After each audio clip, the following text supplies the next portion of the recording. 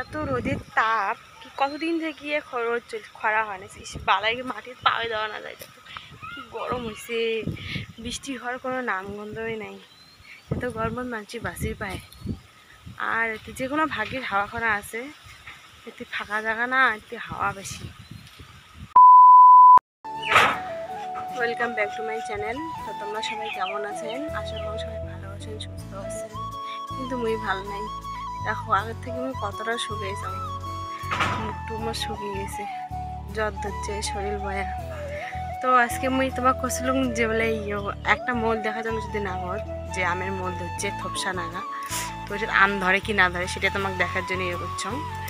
ইস মুখ যাওয়ারে না মানে ওর, দেখো কি রোদের কি তাপ, এই দেখো এত রোদের তাপ, মুখ ছেঙার দাঁড়িয়ে আসো, রোদের তাপ থাকা যায় না, যাওয়ার ইচ্ছে করে না, ভয় লাগে ধরছে গাইস, কি গঙ্গা। তো চলো তাও তোমাকে আমি দেখাম। ইস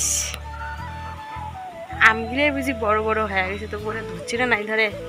চলো যা আগর তোমাকে দেখাম। চলো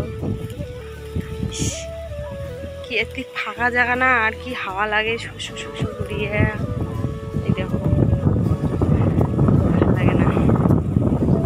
এটা ছিল না আমের মোল, হয় দেখো নাই, একটা আমও ধরে নাই। আর এদিকে না দেখো এই গাছে দেখো কি আম ধরছি, দেখছেন এগুলি আমে, তাই আমরা খালং পাড়িয়ে দিতে কি আম ধরছে। ইস আর এলে একটাও নাই না, এলে কি এলে কি এটা রান ধরছে, এই যে এলে পরিমাণ কি এলে পড়ি যায়, এলে আর আম হবে না, এটা ঢকে সার। এত রোদের তাপ কি কতদিন থেকে রোদ খরা হয় না, বালাই মাটির পায়ে দেওয়া না যায়, কি গরম হয়েছে।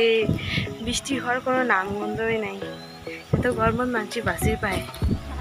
আর এতে যে কোনো ভাগ্যের হাওয়াখানা আছে, এতে ফাঁকা জায়গা না, এতে হাওয়া বেশি। তো মন্দিরে মোর ব্লগখানা এখানে ছিল, শরীর ভালো না, ব্লগ করে ইচ্ছা করে না, তোমার ব্লগখানা এখানে। তো ভিডিওটা ভালো লাগলে লাইক কমেন্ট শেয়ার করে দিবেন বেশি বেশি করে। আর মোর চ্যানেলে তোমার নতুন হয়ে থাকলে চ্যানেলটা অবশ্যই সাবস্ক্রাইব করে দিবেন। সবাই ভালো থাকবেন, সুস্থ থাকবেন।